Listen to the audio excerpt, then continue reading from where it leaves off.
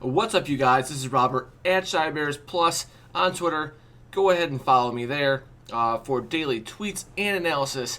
And go ahead and make sure that you tackle that bell, subscribe, all that good stuff. Like the video if you enjoy. Today I'm breaking down the Bears preseason Week 2 game. Let's start with before it even started.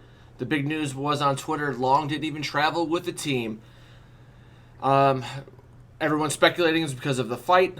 Sounds like he might have went a little bit overboard with yanking off helmets if he did that, but he definitely tossed a helmet.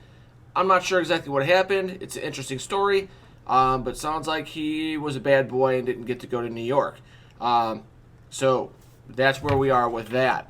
I think story number 2 is Nagy giving 0 Fs about what you think and about your enjoyment and entertainment purposes of the preseason. He just doesn't care. So last year, he was getting criticized a bunch for not playing his starters. I don't think he played them at all in week 3, which is usually like your dress rehearsal, right?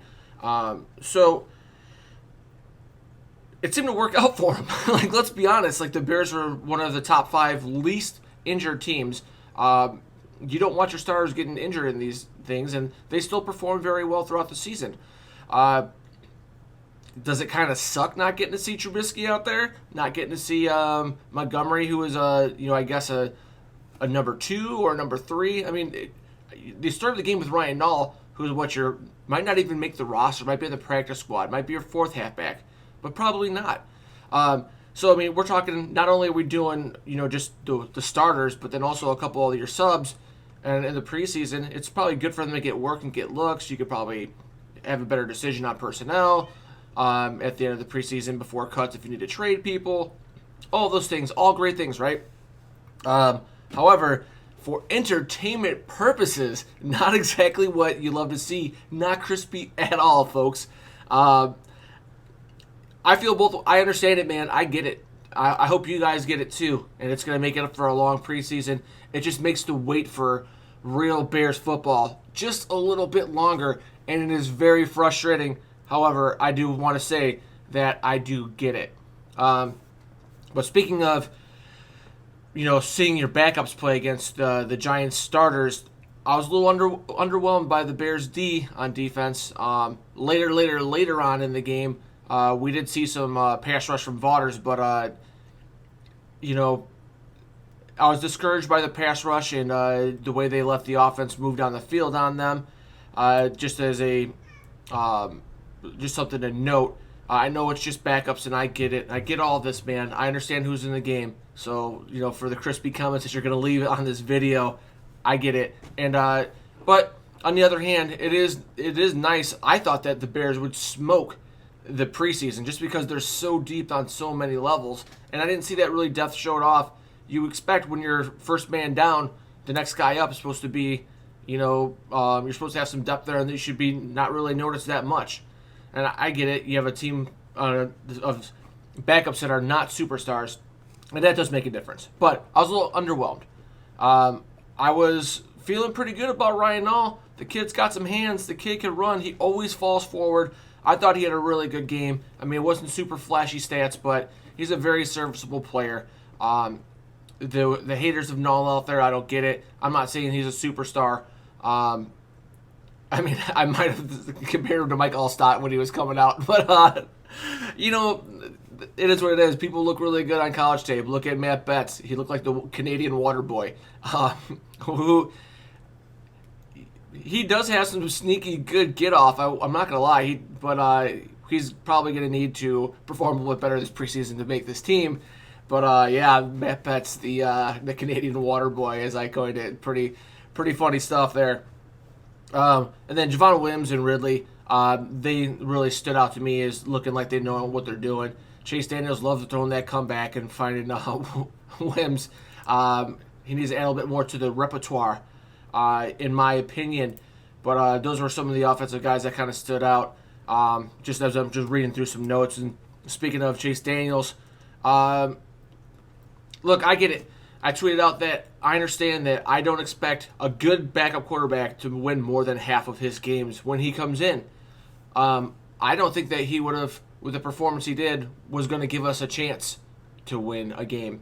You know what? And it's my opinion, but he didn't look like he knew where he wanted to go with the ball after reading the defense, and was taking too much time. This ain't Mizzou, bro, and you're not 23 anymore.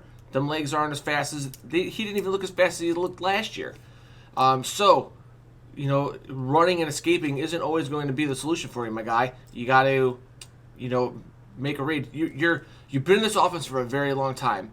You shouldn't be in a situation where you're that unsure about what this defense is throwing at you. I saw that they were shifting safeties and bringing them up, and they're trying to disguise some things. But, you've been in the league for a long time, and in this offense, you should have already known the offense, and you should be working on that. So it doesn't give me a ton of confidence if Trubisky gets hurt for a prolonged period of time that we're going to win half of those games. And injuries do happen. It does happen. You know what? An injury might happen this year with Mitch, because he does like to take off with the ball. And sometimes, unless you're going to be a boy who's going to get down, you got to get down. If he doesn't get down, he could get hurt. So I am a little bit worried. I understand that he was playing with the backups. I get it, bro. I get it. I know. I watched the game. So that being said, yes, I was a little bit worried about his performance. I just thought he would have been more well prepared. Even if you know that you're running with the twos, you know that your line play is not going to give you 5 or 6 or 7 seconds. Make a read, make a throw, play within the offense. Both quarterbacks I didn't think played that well, but I did appreciate that they threw the ball down the field. I hate when people play scared out there. And, they missed passes. They probably missed some wide open guys running some streaks, some nines. Looked like a stretch fade right out there. And at least you threw the ball. I'll give you that. Hey, and it's a preseason. There's room for improvement for everybody. I know my videos suck, so there's room for improvement for me as well. Anyway, cool stuff that happened. Clifton Duck, bro, with that interception. Reading the mail, he predicted or identified that little slide route out of the backfield and just picked him clean. Holy crap, for about 10 yards, that guy is quick. But I know he ran all the way from the top of the screen to the bottom of the screen, and then he had the interception. But he got to the 50, and he was on fumes, bro. He was running so slow. Like, I can't say that I could beat him in a race. Dude, I'm slow. But that was, the long-distance speed was, left something to be desired. But hey, man, great pick, great interception. I love seeing guys make plays. And he made some plays. PFF graded him at an 87.7 if you believe or like PFF. I know that the Bears fans on Twitter absolutely shred them for their subjectivity and their non-scientific science stats or whatnot. But, dude, it's a good... You're just painting a picture of PFF. So I back them up. I mean, I know I've looked at some of their grades, and it's helped me make videos here and helped me win on DraftKings and helped me win on in fantasy. So I appreciate them very, very much. But they're not the all be all. There is an eye test, and let's move on the PFF bashing or not bashing. I'm trying to support them. Also on defense, James Vaughters had a 91.7 PFF grade. I mean, I know you're talking about going against 3s and 2s and stuff, but the dude was getting the corner, and he's savvy enough to get the strip sack and fumble forced. And he was also out there making tackles in special teams. So as a backup linebacker, I wouldn't mind having this guy around. It looks like he could play, right? There's some competition there. Because I don't feel like really anyone else is really standing out, or I need to have that guy on my team, especially at OLB position, once you get past the first 2. I mean, I think Lynch is a lock, and then, you got the rest of your guys. It's, there's competition there. There really is. White with that kickoff return, bro. I hope I don't see any more Hall, and I see a lot more White, and that kid... with the explosiveness and the speed, holy crud, man. What a great play. So unfortunate they got called back, but still, he was so crispy. You love to see it, folks. What else did we see here? White didn't look that bad in the backfield either. I mean, I didn't really sit there and slow break everything down, but for a fast, speedy guy, he didn't seem like he was very scared about to jump in there and put his nose in the line and get some tough yards. Sometimes the speed guys, those guys, your 4-2 guys, they're looking to get to the corner and that's about it. And I didn't get that feeling from him at all. And I was very excited. I like that tough running. He actually got in for that touchdown as well. So, if I remember correctly. Moving on to things, offensive player I don't like. It's no secret here. I'm not a fan of the Mizzle. The Mizzle had a fumble.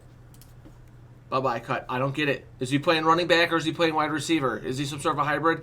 Maybe he has all these positions because he's not good at any of them. I don't know. I'm not impressed. I'm not impressed. And I actually think he's a better wide receiver than a running back. But you're so loaded at wide receiver at best practice squad at this point. I really, unless the entire wide receiver room dies in some sort of, or gets injured in some sort of a car accident or a bus accident, I don't want him on the field. But that's just me. Hope he has a great NFL career, maybe with somebody else. I don't know. But that's my thoughts on that. But game 2, it's just good to see Bears football. Last week I was on vacation, couldn't watch it live. Watched a pre-recorded, zipped right through it. Didn't take the time to put down any notes. But I'm not going to have great videos, and I'm not going to even bother with doing pre-week videos because I don't even know who's going to play until a couple hours before. So what am I looking for? Who knows? Nagy seems to not care at all about any starters playing. Zero interest in it. And I can't say that I even blame him. Last year I supported him when he wanted to rest some guys in the preseason. I said, hey, let's see how this pans out. And now it seems like you're seeing a lot of guys around the league sitting, and he's kind of started a new trend. And who knows, maybe it'll be a good thing in the future when we're looking at expanding the regular season. That's not going to be good for injuries. However, if you make the trend that your starters don't play on the preseason anyway, it's going to make a better negotiation, and maybe we'll get 18 weeks of football. Although I'm okay with 16. It's a grind. 16 games plus playoffs is a grind. I couldn't imagine all the nagging injuries that they're playing with. And, when you're playing with nagging injuries, you're probably putting yourself at a risk for a bigger injury and long-term injuries and things like that. So, I don't know how I feel. I kind of lean towards not extending the season, even though I'm so selfish and I want football every Sunday. I really do. Man, I love NFL football. But I get it. And I don't necessarily know if it's the best thing for the people to make a longer season, but if they might even have to shorten the preseason. They just don't play the starters. You get it is, and I'm all for expanding rosters. Just so you know, pay more people. You're making money hand over fist. Put 60 on the active roster. What is it? What's another 2 or 3 million? If you're talking about bottom of the roster guys, I think they're getting the minimum. It's nothing compared to. It's nothing for the NFL football team. Anyway, man, I just kind of rambled here. I'm Robert at Shy Bears Plus. Follow me on Twitter. Hit the like somewhere down here. Subscribe and tackle the bell. Tackle it. My friends say to say tackle the bell. Just trying to be different out there, right? So thank you so much for watching. I really appreciate it. Videos all season long. Hopefully we'll be going a lot quicker. Have a crispy day, and that's it, man.